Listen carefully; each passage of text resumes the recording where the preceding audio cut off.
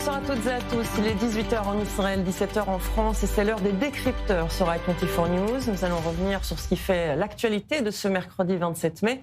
Mais avant cela, je voudrais vous parler d'un trésor israélien dont on ne parle pas assez, l'archéologie. Parce qu'en Israël, il suffit parfois d'une promenade en famille pour tomber sur 1700 ans d'histoire. Il y a quelques jours, un petit garçon de 8 ans a découvert par hasard, dans le Negev, un fragment de statuette datant de l'époque romaine. Au départ, il pensait avoir trouvé une simple pierre, mais il s'agissait en réalité d'une sculpture antique, probablement liée à une divinité de l'époque. Et finalement, cette histoire raconte quelque chose de très israélien. Ici, l'histoire n'est jamais enfermée dans les musées. Elle est partout, dans le désert, sous un chantier, dans une grotte ou au bord d'une route. Israël est un immense millefeuille archéologique. Cananéen, romain, byzantin, ottoman, hébreu, chaque civilisation a laissé une trace. Mais quand on visite ces sites, une chose frappe particulièrement. La présence juive y est omniprésente. Des bains rituels antiques, des pièces en hébreu, des synagogues vieilles de 2000 ans, des vestiges du temple et au fond, ces découvertes racontent toujours la même chose. Le lien ancien, profond, presque charnel entre le peuple juif et cette terre, un lien que l'archéologie confirme régulièrement, pierre après pierre. Mais Israël ne préserve pas uniquement les traces de l'histoire juive. Le pays protège aussi les vestiges des autres peuples et civilisations qui ont traversé cette terre au fil des siècles. Parce qu'ici, préserver le passé, c'est préserver toute l'histoire de cette terre. Revenons au petit garçon du début. Il n'a pas gardé sa découverte pour lui.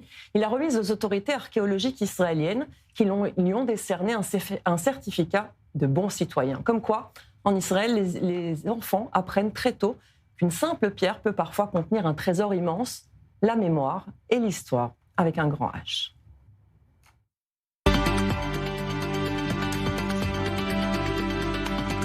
Il est temps de découvrir les titres du jour. Réunion tendue hier soir du cabinet de sécurité israélien. Plusieurs ministres ont réclamé une riposte beaucoup plus dure contre le Hezbollah après de nouvelles attaques de drones contre le nord d'Israël.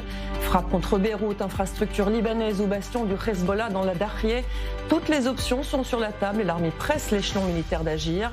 Mais un obstacle de taille empêche la prise de décision. Jérusalem a les mains liées par Washington. Benjamin Netanyahu s'est entretenu hier soir avec le président américain. Il n'aurait pas réussi à infléchir les positions de Donald Trump. Et justement, Donald Trump réunit aujourd'hui son cabinet autour du dossier iranien. Au menu de la réunion, les négociations avec le régime des Mollahs. La télévision iranienne affirme de son côté détenir une version préliminaire du plan en cours de discussion. Le chef d'état-major israélien Eyal Zamir a lui affirmé que les capacités militaires iraniennes ont été largement détruites ces derniers mois, tout en avertissant que la menace iranienne reste bien réelle. Le Hamas confirme l'élimination de son nouveau chef de la branche armée dans la bande de Gaza. Mohamed Odeh avait été nommé à ce poste la semaine dernière après l'élimination d'Izad al-Din al-Haddad. Le 16 mai dernier, Mohamed Odeh dirigeait l'état-major du renseignement du Hamas au moment des massacres du 7 octobre. Le Premier ministre Benjamin Netanyahu a affirmé qu'Israël continuera à traquer tous ceux qui ont participé à ces massacres. Nouvel incident antisémite choque la France. À Deauville, un homme a proféré des insultes et des menaces de mort à l'encontre de vacanciers juifs. Les faits se sont déroulés sur la plage, devant les familles et des enfants. Selon la plainte déposée, l'homme a crié « Il n'y a que des juifs ici », puis « Au nom d'Allah, je vais les tuer ». La police est intervenue et a interpellé l'individu. Il a été placé en garde à vue. Une plainte a été déposée.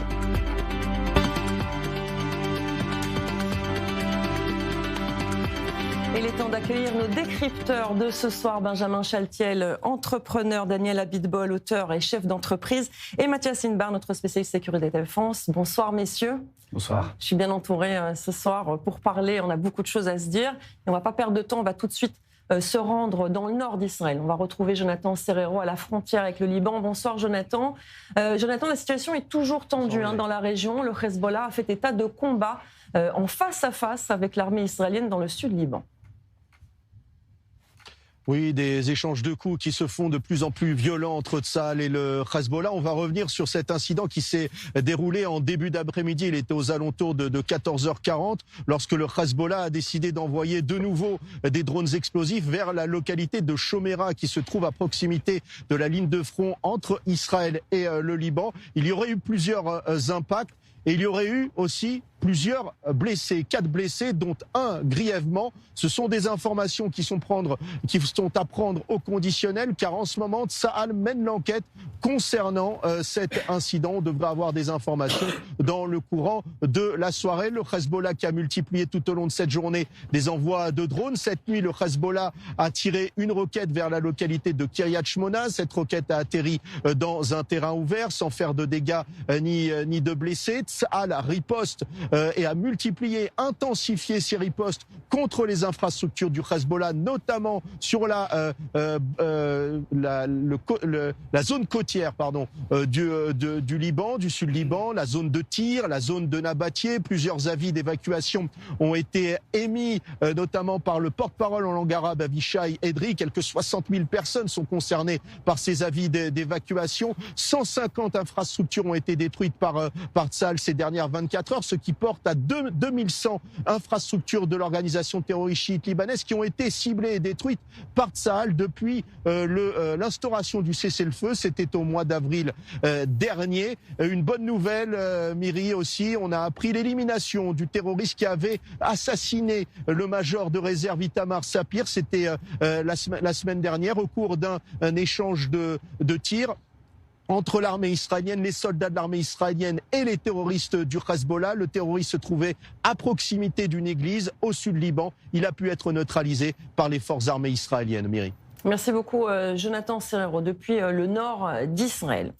J'arrive au plateau, ça y est, c'est votre tour de parler maintenant. Mathias, je voudrais qu'on parle d'abord de ce cabinet de sécurité, la réunion hier soir, une réunion extrêmement tendue, puisque l'armée israélienne demande à ce qu'on lui donne un feu vert pour frapper beaucoup plus fort le Hezbollah. On voit que le Hezbollah continue d'attaquer le nord d'Israël et les soldats au sud Liban.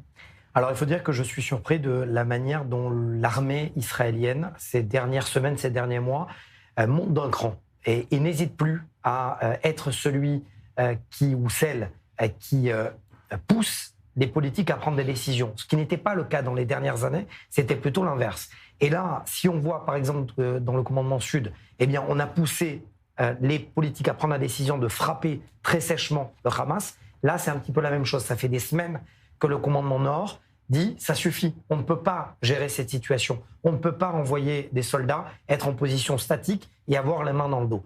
Et donc, c'est remonté via le ministre de la Défense. Le ministre de la Défense en a parlé à Benjamin Netanyahou, qui a lui-même essayé d'en faire part aux États-Unis. Le gros problème, c'est que c'est extrêmement tendu, parce qu'il y a eu comme une sorte de fin de non-recevoir du côté de l'armée et du ministre de la Défense, parce que les États-Unis auraient donc dit on vous laisse une plus grande marge de manœuvre avec, oui, vous pouvez frapper Beyrouth, mais uniquement des éliminations ciblées dans une pièce, dans une maison, à travers une fenêtre, mais pas plus. Alors justement, Daniel, on voit que l'armée israélienne tente de pousser le gouvernement à aller plus loin. Le gouvernement qui aimerait, on imagine aussi, il a promis, et d'ailleurs c'est un objectif de cette guerre contre le Hezbollah, c'est d'éliminer cette menace. Et le fait d'avoir les mains liées par Donald Trump, par les États-Unis, c'est extrêmement frustrant pour les Israéliens qui regardent ça. Nous, on n'a pas le pouvoir de décision, évidemment, mais ces Israéliens qui regardent et qui espèrent la fin de cette guerre, mais ça veut dire aussi la fin du Hezbollah. Absolument. Il y a quelque chose qui n'a pas été dit dans ce conflit, dans ces négociations, et qui pour moi est tout à fait nouveau et porteur d'optimisme. Si on ne regarde pas au jour le jour tout ce qui se passe, c'est la première fois depuis qu'on parle avec le Liban depuis plus de 70 ans que le problème des réfugiés palestiniens n'est pas soulevé par le Liban pour empêcher un traité de paix avec Israël. Et je pense que ça, c'est une condition absolument incroyable qu'elle ne soit pas sur la table. Ça veut dire que les choses sont possibles. Donc effectivement, l'armée doit défendre le pays, mais ça doit s'inscrire, à mon avis, dans un cadre global. Il faut faire très attention où on met les pieds, puisque la politique et la diplomatie, c'est quand même le but ultime de la guerre, c'est d'arriver à une solution qui soit excellente. Et je pense que ça, c'est porteur de très bonnes nouvelles. Après, au jour le jour, c'est vrai que pour les soldats qui souffrent, c'est intenable et que ça n'est pas acceptable de se laisser faire. Et donc, les négociations entre Israël et le Liban peuvent être une solution négociée au problème du Hezbollah ?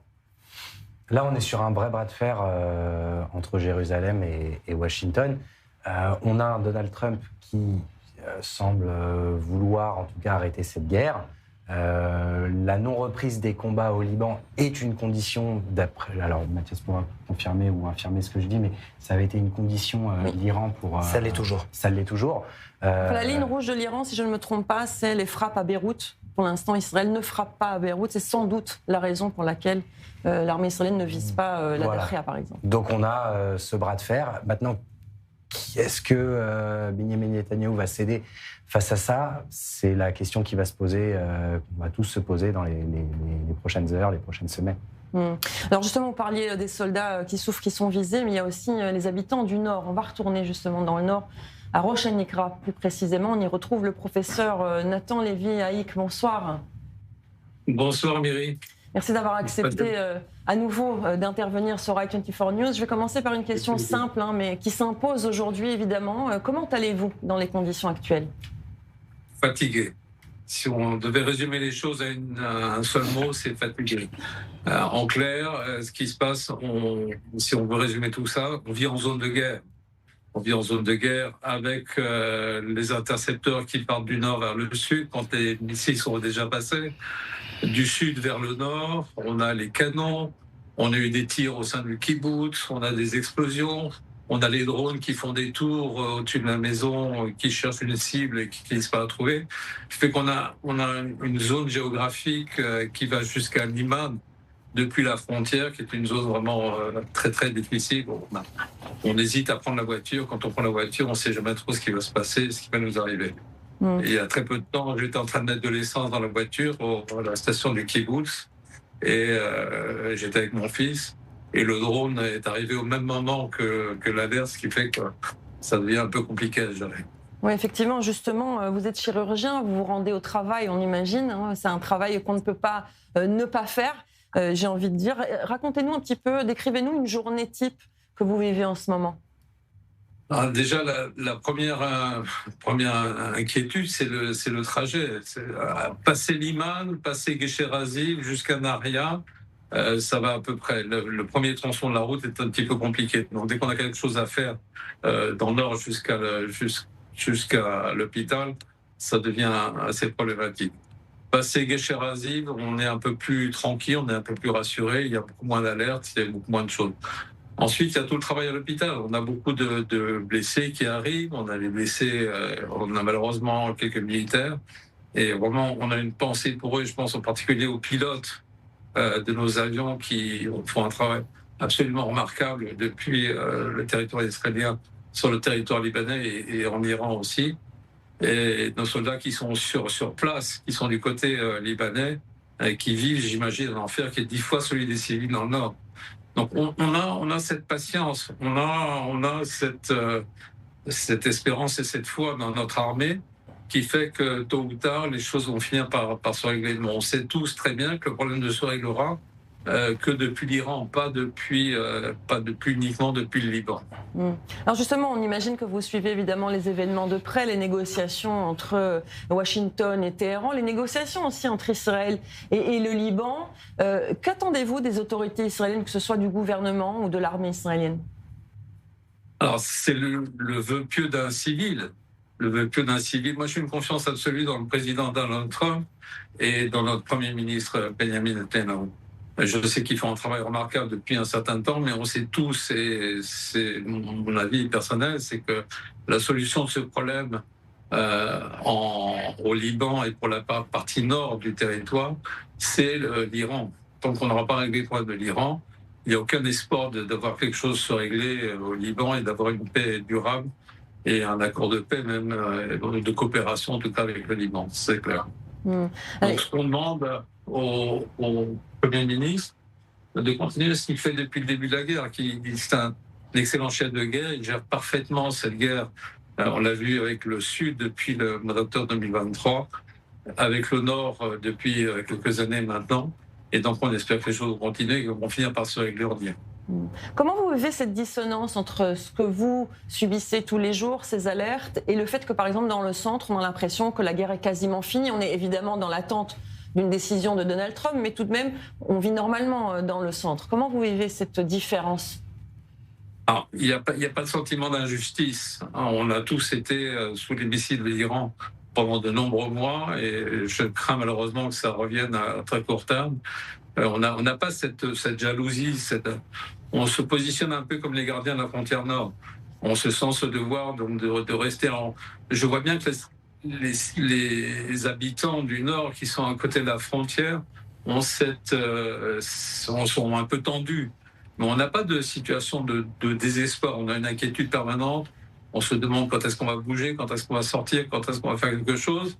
Mais globalement, il n'y a pas de désespoir ou d'inquiétude spécifique par rapport à l'avenir. On est tous là, on est à la frontière nord, on sait que ça va prendre du temps. Tout ce qu'on demanderait éventuellement, c'est savoir combien de temps on doit tenir comme ça. C'est la seule chose qui me viendrait à l'esprit aujourd'hui. Oui, le temps, évidemment. Merci beaucoup, Nathan Lévy-Haïk. C'est toujours un plaisir de vous avoir sur notre antenne. Merci beaucoup. Et faites attention à vous. Merci. Bonsoir à tous.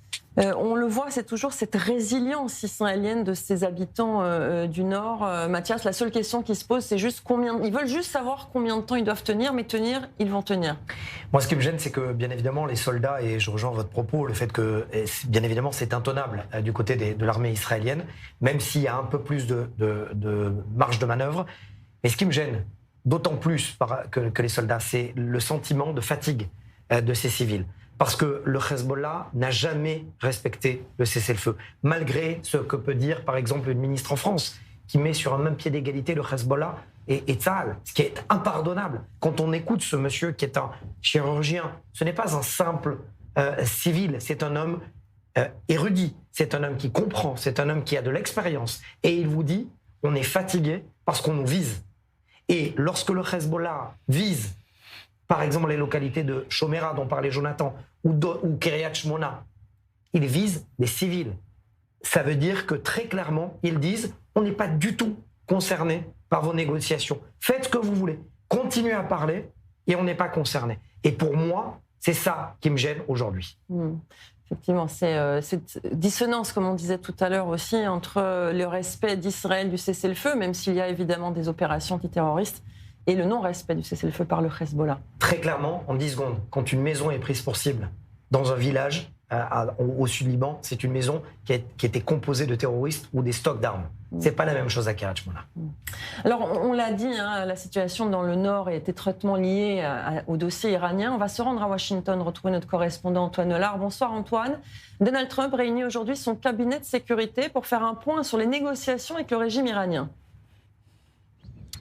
Oui, au départ, ce conseil des ministres devait avoir lieu à Camp David, un lieu chargé d'histoire. C'est là notamment qu'ont été négociés des accords historiques pour le Moyen-Orient. Et il y avait peut-être chez Donald Trump la volonté d'être dans cette symbolique, de montrer que l'accord qui est actuellement en discussion est potentiellement lui aussi un accord historique à même de transformer le Moyen-Orient. Finalement, officiellement, pour des raisons météo, Donald Trump ne peut pas prendre l'hélicoptère. Et donc, eh bien, la réunion aura lieu ici même à la Maison-Blanche. Alors, il faut préciser une chose, c'est que les conseils des ministres sous Donald Trump, c'est avant tout une opération de communication. Les caméras sont présentes du début à la fin. C'est d'ailleurs retransmis largement sur les chaînes info. Ça n'est pas le lieu où se prennent les grandes décisions. Mais ce sera évidemment très intéressant d'entendre Donald Trump. D'abord parce que c'est la première fois depuis ce week-end et depuis qu'on parle de la possibilité d'un accord que Donald Trump se retrouvera devant les caméras. Il a beaucoup tweeté, fait beaucoup de messages sur ses réseaux sociaux, mais ne s'est pas exprimé encore devant les caméras. Donc on verra quel est son état d'esprit, où il se situe par rapport aux négociations, quel horizon il se donne aussi pour conclure un deal. Et puis ce sera intéressant aussi de voir quel message il va délivrer sur le fond. Il faut s'attendre à un message rassurant de la part de Donald Trump à un moment où il y a des critiques et des doutes qui se font entendre ici aux États-Unis, en particulier dans le camp républicain, où certains craignent que Donald Trump lâche trop de lest pendant les négociations et conclue un mauvais accord pour se sortir à tout prix de ce bourbier iranien. Il faut donc s'attendre à ce que Donald Trump leur réponde en expliquant que l'accord sera forcément excellent, bien meilleur en tout cas que celui conclu en 2015 par Barack Obama. Il faut noter que l'Iran ne sera pas le seul sujet à l'ordre du jour aujourd'hui. On va notamment parler également d'économie. Finalement, c'est indirectement aussi lié à la guerre en Iran parce que les Américains sont mécontents de l'action de Donald Trump sur l'économie, mécontents de cette guerre qui a fait flamber flamber les prix de l'essence à la pompe. Et là aussi, il faut s'attendre à ce que le gouvernement de Donald Trump délivre un message rassurant. Donald Trump l'a répété à plusieurs reprises. Dès que la guerre sera terminée, les prix à la pompe vont baisser rapidement. C'est un message qu'il martèle depuis plusieurs semaines, pour le moment, sans réussir à convaincre les Américains. Merci Antoine Hollard, depuis la Maison-Blanche à Washington. Je reviens en plateau. Benjamin, on vient d'entendre Antoine Hollard, Donald Trump qui tente toujours de calmer, de rassurer les marchés, de rassurer aussi les Américains. Et là, on a quand même l'Iran qui affirme, la télévision iranienne, mais bon, on sait très bien que c'est le régime qui est derrière, avoir en main une ébauche, un projet de cet accord. Ça veut dire qu'un accord serait vraiment imminent. C'est surprenant ou pas ? Surprenant, non. C'est l'épisode 588 de ces accords. On a un accord, on tient quelque chose. Ensuite, les Iraniens disent finalement, peut-être on va renoncer à donner l'uranium. Et puis après, Trump surenchérit avec autre chose. Donc, c'est un nouvel épisode encore. Dire tout de suite qu'un accord va être conclu, je pense que c'est un peu tôt. Je pense qu'on a vu depuis maintenant, ça fait 1 mois et demi, entre accord, reprise des combats, accord et reprise des combats, on jongle.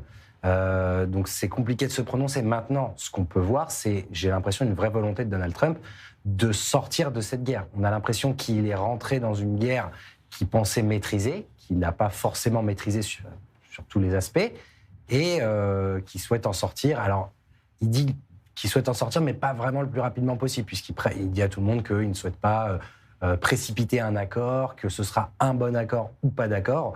Donc c'est dans la communication de Donald Trump, mais d'annoncer tout de suite que c'est compliqué de se prononcer toujours sur ça. De manière générale, je pense que c'est compliqué de se prononcer avec Donald Trump. Oui, on ne sait pas à quoi s'attendre. On rappelle quand même qu'avant le 28 février, avant les frappes israélo-américaines, il y avait presque un accord aussi avec le régime iranien.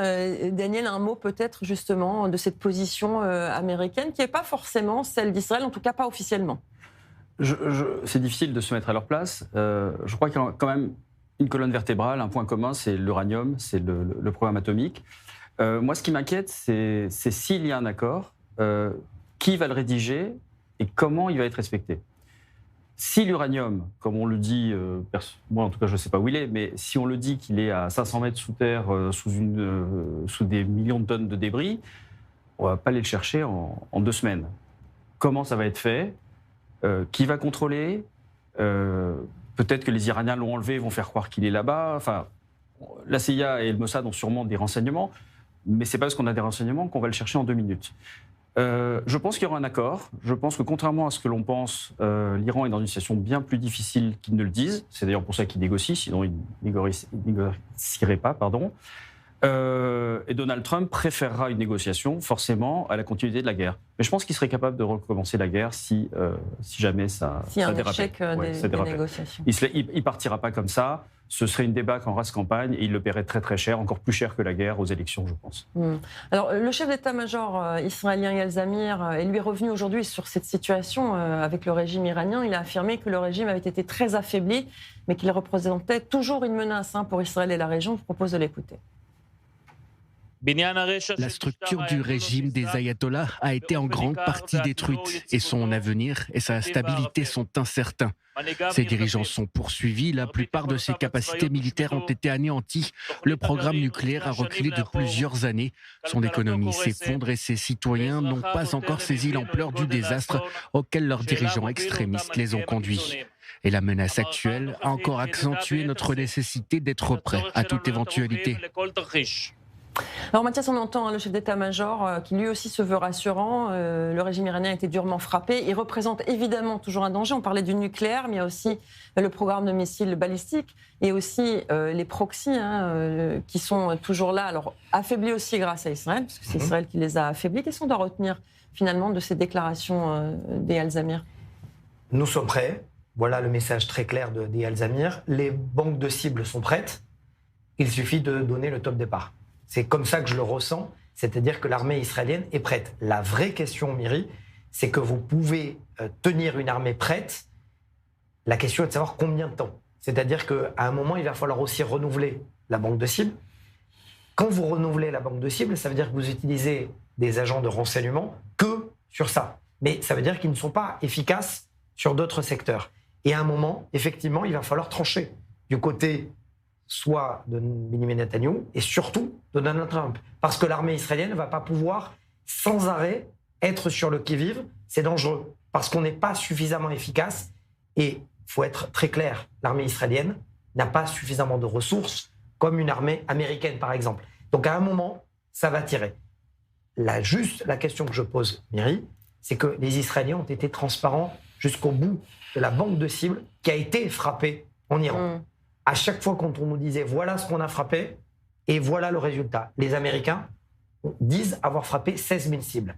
Est-ce que vous avez le déroulé et le diagramme des cibles? Non. Non, je ne l'ai pas et vous non plus. Effectivement, non, ça aurait été bien de savoir ce qui a été visé. Puis les Iraniens ne sont pas transparents non plus.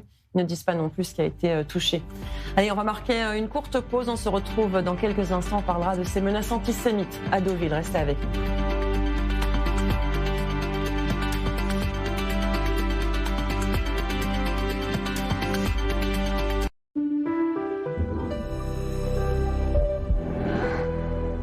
Chaque être humain porte en lui les talents que Dieu lui a donnés et mérite d'être vu et écouté comme tel. Chez Optical Center, bien voir c'est privilégier ce qui nous unit. Et bien entendre nous amène à bien nous entendre pour construire des relations de confiance. Ensemble, continuons à bâtir une humanité plus solidaire, capable chaque jour de voir le beau et d'entendre le bien en chacun. Vous rêvez de soutenir Israël d'une manière unique et enrichissante? Rejoignez Sarel, le programme de volontariat civil en base militaire israélienne. De quelques jours à plusieurs semaines, participez à des tâches essentielles et vivez une expérience inoubliable. Découvrez Israël sous un nouvel angle, créez des liens durables et contribuez directement au soutien du pays et de ses soldats. Devenez volontaire, faites la différence. Inscrivez-vous via notre site internet.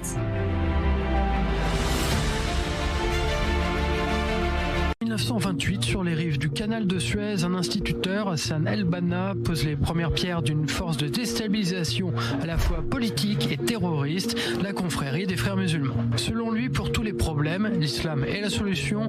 Il veut à terme instaurer un califat et imposer la charia. Hassan El-Banna lance son djihad, sa guerre sainte contre la modernité, tout en utilisant ses instruments. Les frères musulmans manient aussi bien l'action caritative que la violence politique. Par sa branche armée secrète, créée en 1940, l'appareil secret est une organisation terroriste clandestine dont les buts sont l'infiltration des institutions, saboter et éliminer les opposants. En 1948, l'appareil secret commet des attentats contre des synagogues, assassine des dizaines de juifs, un juge, puis le premier ministre égyptien. Pendant des décennies, sous Nasser, Sadat puis Moubarak, la confrérie a continué à se développer. Le pouvoir central a essayé différentes solutions pour confronter le problème. Anwar el-Sadat tente une politique d'apaisement avec la confrérie pour créer l'unité de la nation. L'organisation terroriste ne connaît pas la gratitude. Quand la paix avec Israël est obtenue, les islamistes crient à l'apostasie et font assassiner le président Sadat le 6 octobre 1981. Les frères musulmans ont posé les bases du terrorisme de la fin du XXe siècle. Ils ont un bureau en Afghanistan, ils forment les futurs chefs d'Al-Qaïda comme Oussama Ben Laden et la branche gazaoui des frères musulmans fondent le Hamas dans les années 80. 2011, le printemps arabe change la donne. En 2012, Mohamed Morsi devient le premier civil et premier islamiste à diriger l'Égypte. Pour l'élite militaire, c'est un électrochoc. Un an de pouvoir chaotique plus tard, la rue gronde à nouveau. Juillet 2013, le général Abdel Fattah al-Sisi prend le pouvoir. Un coup d'État soutenu par une large partie de la population, lasse de l'incurie des frères musulmans. L'armée devient le rempart ultime contre l'obscurantisme. La répression est implacable. La confrérie est classée officiellement organisation terroriste. Ses cadres sont en exil ou derrière les barreaux. Les groupes terroristes émergent directement de la jeunesse radicalisée des frères musulmans, ciblant les magistrats égyptiens, les forces de sécurité et la minorité chrétienne copte. Le président al-Sisi continue le combat contre l'idéologie frériste. Il exhorte régulièrement les institutions religieuses officielles, notamment la prestigieuse mosquée Université Al-Azhar, à mener une révolution religieuse afin de purifier le corpus islamique des interprétations politiques et radicales portées par la confrérie. La lutte se fait également sur les réseaux sociaux et à l'international. En renforçant ses alliances avec le monde arabe sunnite, le président égyptien a obtenu que l'Arabie saoudite, le Bahreïn et les Émirats arabes unis classent les frères musulmans comme organisation terroriste. Prochaine étape, le bannissement de la confrérie du Conseil de coopération du Golfe.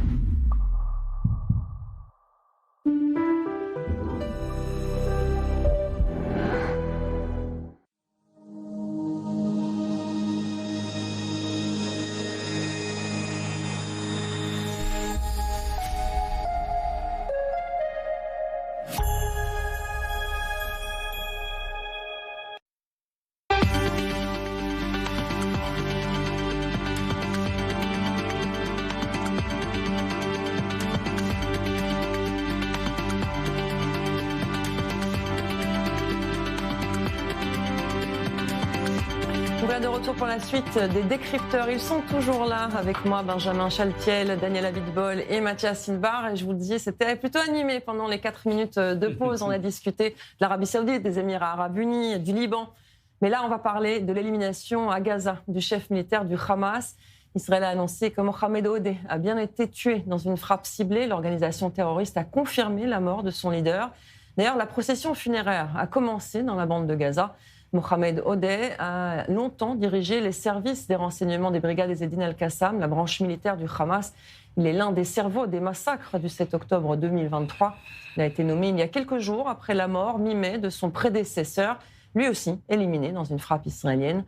Benjamin Netanyahou et le ministre de la Défense Israël Katz ont affirmé que tous ceux qui ont participé au massacre du 7 octobre seront retrouvés tôt ou tard. Alors, on le voit, Israël, Tsahal, le gouvernement israélien, il ne lâche pas une seconde, d'une semelle, les terroristes responsables des massacres du 7 octobre. Benjamin Chaltiel, là on le voit, il y a quelques jours seulement il est nommé et il est déjà éliminé, on a envie de dire, au suivant. Oui, c'est toujours une bonne chose que des terroristes pareils, à peu de temps après leur nomination, soient éliminés. Je pense que c'est justice qui commence à être faite pour toutes les victimes et pour les familles de victimes. Et ça a la raison, et le gouvernement israélien a raison de dire que tous ceux qui ont participé à des meurtres d'Israéliens seront poursuivis jusqu'au dernier. Et on peut que se féliciter de nouvelles comme ça aujourd'hui. Mathias, il faut bien le dire, il n'est pas uniquement le successeur de l'ancien leader de la branche militaire qui lui aussi a été éliminé. Il a participé à la construction, à l'élaboration du 7 octobre 2023, Mohamed Odeh. La photo est sans équivoque, diffusée par Dover Tzahal, par le porte-parole de l'armée israélienne, où dans une même pièce, vous avez Mohamed Def, donc le chef militaire du Hamas au moment du 7 octobre, et vous avez tous les cadres qui ont ensuite été éliminés. Je ne vais pas les énumérer, puisque du côté ça serait trop rébarbatif comme nom. En tout cas, vous avez tous les cadres du Hamas et de l'aile militaire. Pourquoi c'est important ? Parce que ça veut dire que l'unité Nili, qui a été créée par le Shabak et par l'armée israélienne pour aller traquer tous les responsables du 7 octobre, a photographié l'intégralité des terroristes qui sont rentrés en Israël. Il y en a eu entre 3500 et 5000, plus les cadres. Ça veut dire que vous pouvez vous terrer, messieurs les cadres du Hamas. Vous pouvez vous terrer dans les caniveaux, dans les tunnels, où vous voulez. À un moment, vous serez rattrapés. Ça, c'est un message très important, il me semble, pour la résilience de la société israélienne. Il en reste un tout de même, si je ne me trompe pas. Il s'appelle Imad Hakel et il devrait succéder à Mohamed Odeh. On verra, j'imagine qu'il a déjà une cible sur le dos par l'armée israélienne. Mais je voudrais parler maintenant du Conseil de la paix, Daniel, avec vous, initié par Donald Trump. Pendant la pause, je vais dévoiler un peu les coulisses. Vous aviez dit qu'Israël, selon vous, est dans une meilleure position qu'auparavant, avec beaucoup de propositions d'agrandir, d'élargir les accords d'Abraham, avec une possibilité de paix même avec le Liban. En ce qui concerne la bande de Gaza, ça paraît quand même plus compliqué. Aujourd'hui, le Hamas a toujours la main sur une partie de ce territoire et le Conseil de la paix est à sec. C'est-à-dire que personne n'a payé pour participer, même s'il y a eu des grandes déclarations, pour participer à ce Conseil de la paix. On le rappelle, Donald Trump qui essaye de remplacer l'ONU, qui a failli, faut bien le dire, sur le dossier israélo-palestinien. Absolument. J'ai envie de dire, Donald Trump, c'est quelqu'un qui a énormément de bonnes idées et il y a quelques petits soucis dans l'exécution. Mais au moins, il a les bonnes idées. C'est déjà pas mal. Il ne survivra pas à Trump. De toute façon, ce Conseil de la paix, ça me paraît assez clair. Mais l'idée est bonne. Mais je pense que le combat, il se mène à l'ONU. C'est pas un combat perdu d'avance à l'ONU ? Alors dans ce cas-là, tous les combats sont perdus d'avance, y compris les combats en Europe ou les combats ou l'Ukraine contre la Russie. Il faut tout arrêter. Non, je crois pas. Je crois qu'en fait, l'ONU a été créée par des gens formidables avec plein de bonnes intentions.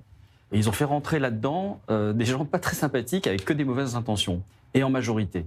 Et tant qu'on n'aura pas résolu ce problème moral, vous savez, la justice, le droit, la morale, toutes ces choses-là, c'est formidable, mais ça dépend qui vous avez en face de vous. Si vous signez un contrat remarquable avec un escroc, vous avez beau le border dans tous les sens, il va se passer des mauvaises choses. Et malheureusement, je crois que c'est un problème de faiblesse des démocraties qui est structurel.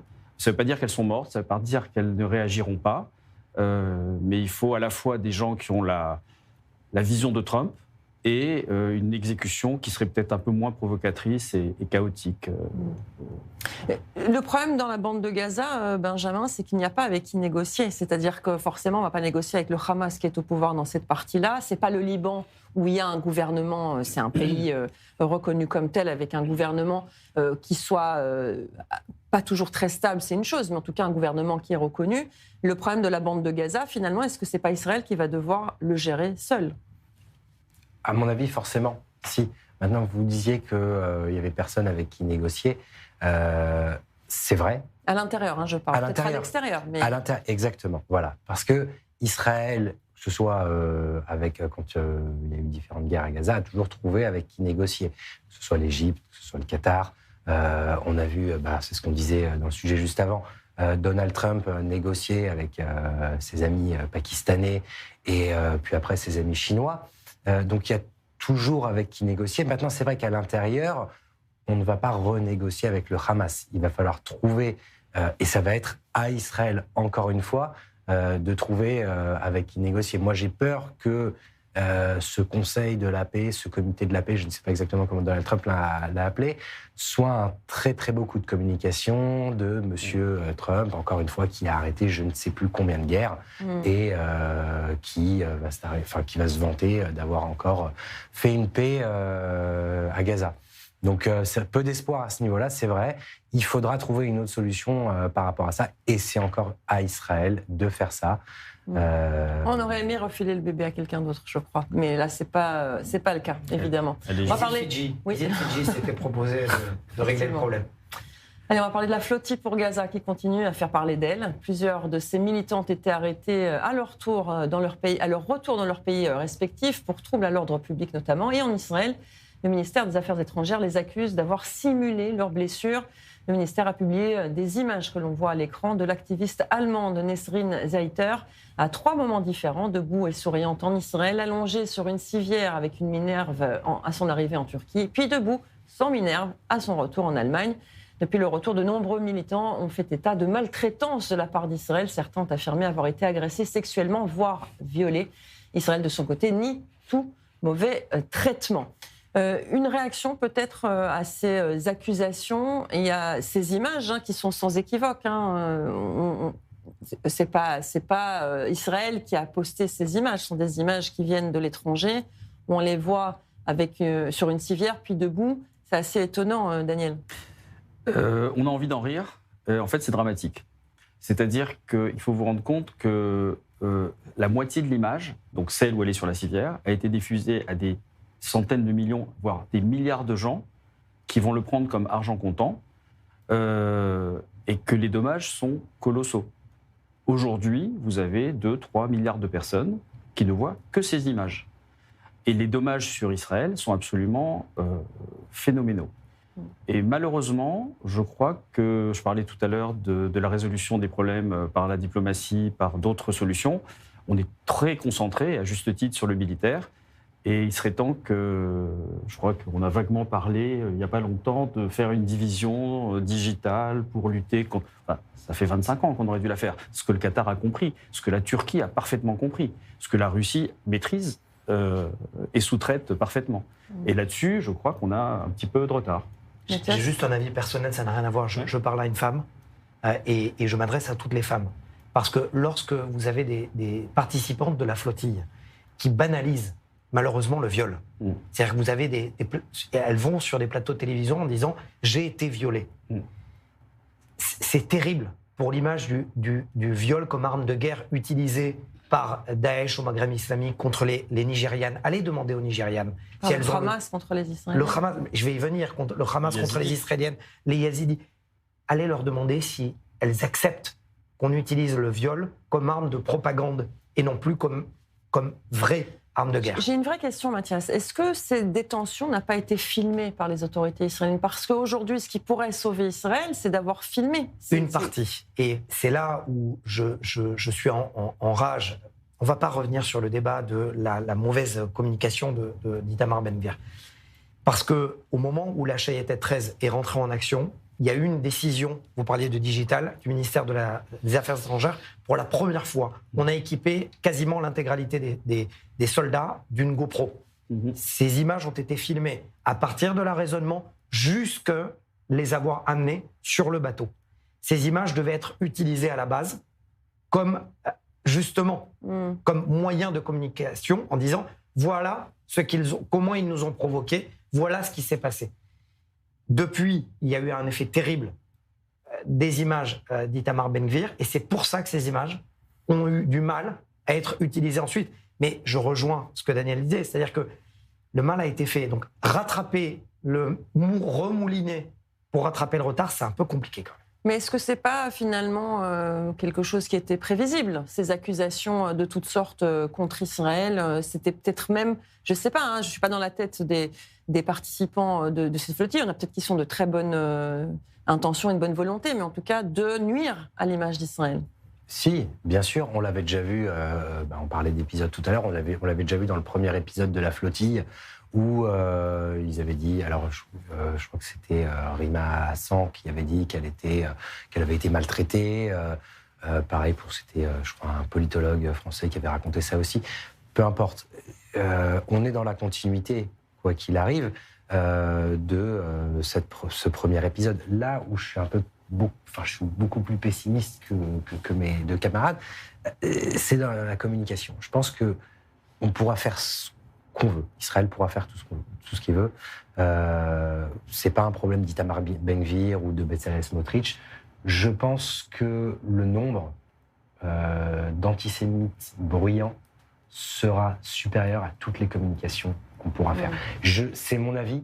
C'est peut-être un peu pessimiste, mais on parlait de combat perdu tout à l'heure. Oui, mais il y a des gens de bonne foi qui regardent ça. Il y a des gens de bonne foi.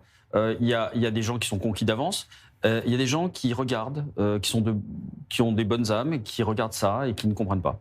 Je pense. Et ben justement, je pense que ces bonnes âmes, malheureusement, sont trop peu nombreuses par rapport aux bruyantes antisémites. Oui, mais il suffit qu'elles décident. C'est vrai. Et ça change les choses.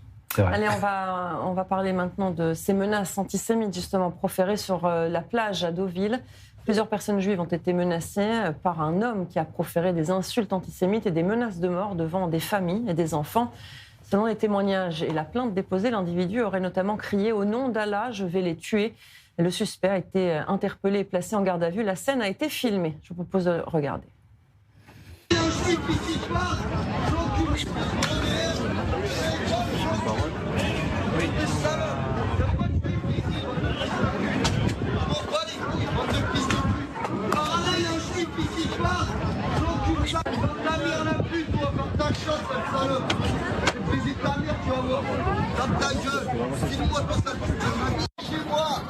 Chez moi ici.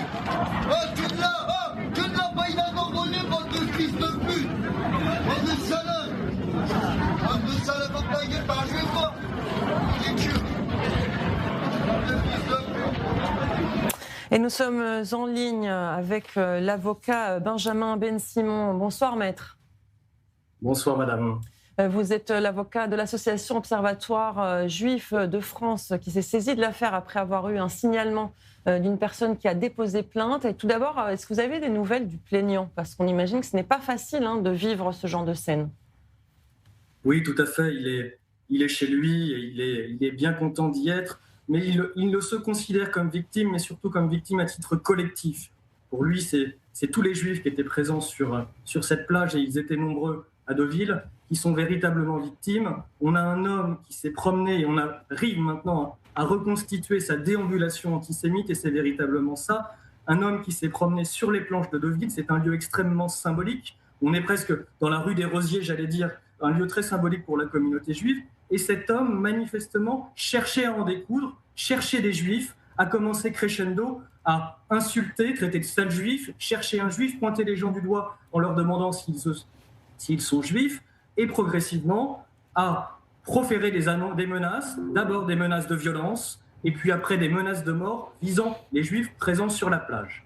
Fort heureusement, des gens se sont interposés, ont réussi à aller dire aux services de police qui sont représentés sur la plage par les CRS maîtres nageurs de faire intervenir la police. La police est arrivée et cet homme a été arrêté. Fort heureusement, il a été arrêté avant d'avoir commis des violences antisémites, parce que manifestement, il était là pour en découdre. Et heureusement, il n'a pas croisé, j'allais dire, un juif identifiable comme tel. Fort heureusement, il n'a pas croisé de personnes avec une kippa, il n'a pas croisé de personnes avec des téphilines, je ne sais pas, ou des tzitzit, et il n'a pas croisé des gens qu'il aurait pu identifier comme juifs, parce que de l'impression que nous avons et du ressenti de ceux qui étaient présents à ce moment-là, et nous avons réuni un certain nombre de témoignages, des vidéos, celles que vous avez, et puis les témoignages de dizaines de personnes qui étaient présentes et qui ont entendu ce monsieur, le véritable ressenti, c'est qu'il cherchait un juif pour lui casser la gueule, véritablement. Donc, fort heureusement, il a été arrêté, il a été amené par les services de police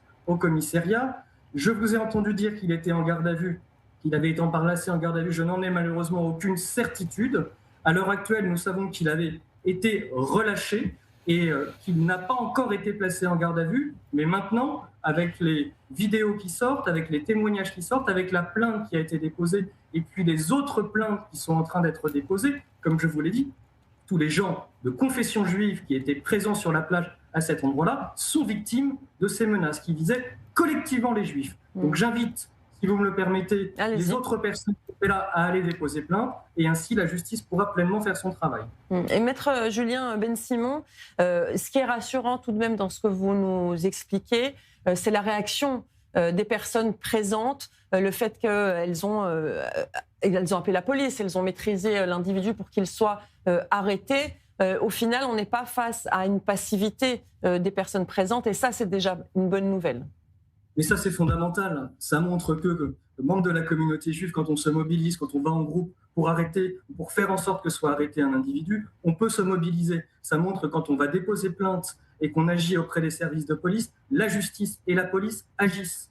Et on a cette chance encore en France d'avoir une justice qui agit. Ce monsieur, je n'ai aucun doute, même s'il n'a pas encore été placé en garde à vue, il le sera. Et il sera renvoyé devant un tribunal correctionnel, soit sur la base d'une comparution par officier de police judiciaire, soit en comparution immédiate, parce que les propos qu'il a tenus sont caractérisés, sont confirmés et permettent son renvoi immédiat devant le tribunal correctionnel. Et je n'ai aucun doute que les juges qui auront à connaître de ce dossier le condamneront avec la plus grande sévérité. En tout cas, je serai là dans le tribunal pour demander sa condamnation et faire en sorte qu'ils comprennent qu'on ne peut pas impunément venir à Deauville, lieu symbolique de la communauté juive, et appeler à la mort de tous les juifs. Merci beaucoup en tout cas, Maître Julien Ben-Simon, d'avoir répondu à nos questions sur A24 News. Merci beaucoup. Mais je vous en prie, bonne soirée. Bonne soirée. L'avocat du plaignant qui dit il faut que les individus sachent qu'on ne peut pas insulter et menacer des juifs dans un lieu symbolique comme Deauville. En fait, il faudrait que nulle part les gens ne se sentent autorisés à proférer, mais malheureusement, on voit que c'est de plus en plus souvent, Mathias. Que ce soit en Italie, aux États-Unis, en France, une sorte de banalisation. Je parlais tout à l'heure de la banalisation du mot viol. Là, il y a une banalisation. Non seulement on se permet d'insulter des juifs, mais surtout on se filme. Aujourd'hui, bon là, c'est pas eux qui se sont filmés, mais aujourd'hui, il y a de plus en plus d'auteurs qui demandent à leurs amis « filme-moi parce que je vais insulter ou que je vais attaquer un juif ». Comme si aujourd'hui, c'était normal, en fait. C'est effrayant quand même de voir ces images en France en 2026, Benjamin. Oui, bien sûr. Mathias parlait de banalisation. Je trouve même, alors bien que ça nous choque, je trouve même qu'on n'est pas habitué, mais presque. Maintenant, on se dit, c'est à Deauville maintenant. Et ouais, donc on arrive jusqu'à Deauville. Avant, ça, alors les taux se resserrent. On parlait avant des territoires perdus de la République. On aimerait bien savoir maintenant quel territoire il reste à la République. Et quand on voit que même à Deauville, qui est le 21e arrondissement de Paris, qui est un lieu fait à 200 km de Paris, même là-bas, on peut se faire traiter de sale juif. C'est quand même, c'est un pas en plus. Je pense que symboliquement, en tout cas, ça va être un pas en plus dans beaucoup de têtes. Mais quelle est la différence entre Los Angeles et Deauville? J'allais dire Benjamin, Daniel, il a l'air de vouloir réagir. J'ai honte d'être optimiste. à l'affaire Dreyfus, 50% de la population criait mort aux Juifs dans la rue. Là, c'est 2 types égarés. Moi, ce qui m'inquiète plus, c'est ce qu'a dit l'avocat, qui fait un travail remarquable. Il a dit « Je n'ai aucun doute qu'ils seront condamnés ». Et c'est là où j'ai un doute. Et la future paix, elle va dépendre de ça, en réalité. Aujourd'hui, on est désolé de ces phénomènes. Mais ce qui est encore plus désolant, c'est ce qui se passe derrière. Et c'est le vrai problème de la République et de la démocratie et de la justice. C'est s'ils n'ont rien, et j'ai bien peur qu'il n'ait 100 € d'amende. C'est pas parce que là, il a dit juif, il n'a pas dit sioniste. Et c'est une grande différence. Il a dit juif pour la justice. Et il a menacé de tuer. Ce qui est quand même extrêmement grave. C'est-à-dire une tentative de mort à caractère raciste, c'est pratiquement comme passer à l'acte. Hein. C'est une préméditation. C'est une préméditation et il n'y a pas de doute qu'il est venu provoquer. Normalement, c'est 1 an ou 2 ans de prison ferme minimum. Je suis prêt à parier ici, on pourra en reparler, qu'il n'y aura rien. Allez, on va se rendre à Londres maintenant. Le quartier de Golders Green est à nouveau le théâtre d'un incident. On ne sait pas encore s'il s'agit d'un acte antisémite, mais en tout cas, un commerce cachère a été la proie des flammes. On retrouve sur place notre correspondant Alexander Seal. Bonsoir Alexander, que sait-on de cet incendie ? Oui, un important incendie a touché ce matin le supermarché cachère Kosher Kingdom à Golders Green, dans le nord-ouest de Londres. Et Kosher Kingdom, c'est connu de la communauté locale et c'est considéré comme l'un des plus grands supermarchés cachers d'Europe. Une centaine de pompiers ont été mobilisés et des routes ont été fermées. Comme vous voyez derrière moi, la route elle est toujours bloquée. Il y a beaucoup de curieux qui regardent et qui essayent de rentrer chez eux et ils ne savent pas quand ils pourraient rentrer chez eux. Et comme vous avez dit, la police londonienne a déclaré que ce n'était pas considéré comme suspect, mais a été mis en cause par un problème électrique. Oui, mais il faut dire quand même que les regards sont tournés vers ce quartier parce qu'il a déjà été la cible de plusieurs incidents antisémites.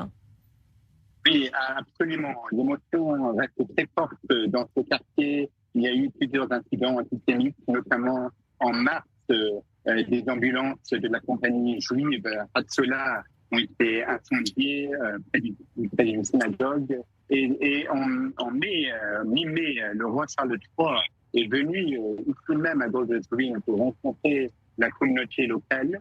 Et ce qui est intéressant, c'est que le supermarché où a eu lieu l'incendie, c'était juste en face où le souverain s'était rendu. Même si ce n'est pas considéré comme suspect, l'émotion reste très vive ici à Golders Green. Merci beaucoup Alexander Seal depuis Londres, puis le quartier de Golders Green.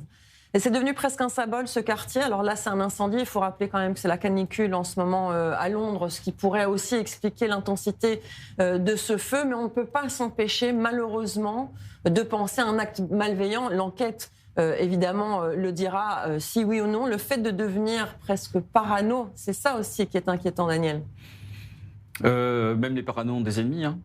C'est une bonne façon de se protéger parfois. Non, moi j'ai juste une pensée, c'est pas un secret, j'ai toute ma famille, j'ai tous mes cousins qui sont sur place et qui réfléchissent très sincèrement à comment sortir, quand sortir, où sortir, à quel moment, est-ce qu'il faut être protégé. C'est compliqué, ça devient extrêmement compliqué et aussi pour les personnes âgées. J'ai une grand-tante qui a plus de 90 ans et qui ne sort plus, alors qu'elle sortait encore l'année dernière faire ses courses au cachère dans Golders Green. Elle ne sort plus. Et ça commence à être extrêmement compliqué dans ces quartiers-là de pouvoir affirmer sa judaïté. Alors on le voit en Australie, il y a eu évidemment cet attentat atroce à Bondi Beach et aujourd'hui les autorités commencent un petit peu à se réveiller. On espère évidemment qu'en Angleterre notamment et à Londres, on n'ait pas besoin... il y a déjà eu des attentats avec 2 morts encore récemment, mais là on a l'impression que l'électrochoc ne prend pas. Benjamin. Oui, c'est vrai qu'on a cette impression maintenant. Je rappelle quand même que le roi Charles avait abordé le sujet, en tout cas de l'antisémitisme, il y a 2 semaines maintenant, un peu plus de 2 semaines. Oui, il s'est rendu sur place d'ailleurs. Exactement. Donc, c'est aussi léger soit-il, c'est peut-être un premier pas, déjà parce que le roi Charles voit les choses, donc c'est déjà... malheureusement, dans la situation, je pense qu'on peut aussi se satisfaire d'une toute petite avancée. Donc là, il le voit. Oui, il est très populaire, le prince Charles. Bien sûr. C'est une bonne chose. Est-ce qu'il va faire? C'est autre chose. On espère qu'il va faire, effectivement. Un dernier mot, il nous reste vraiment 20 secondes. Je vous laisse, Daniel, peut-être un petit mot d'espoir, puisque c'est vous le plus optimiste de tous. Je suis optimiste quand je pense à ce qu'était Israël quand je suis arrivé première fois en 86 pour vivre ici, et que chaque jour est meilleur que la veille, même si on perd beaucoup de gens, même s'il y a des héros qui ont payé un prix très cher pour ça. Et on n'a jamais eu autant de pays avec lesquels on a signé la paix, et jamais autant avec lesquels qui veulent la signer avec nous. Voilà. Merci beaucoup en tout cas à tous les trois d'avoir joué le jeu des décrypteurs. Merci à vous qui nous avez suivis pendant cette heure. Restez avec nous, l'information continue sur i24 News.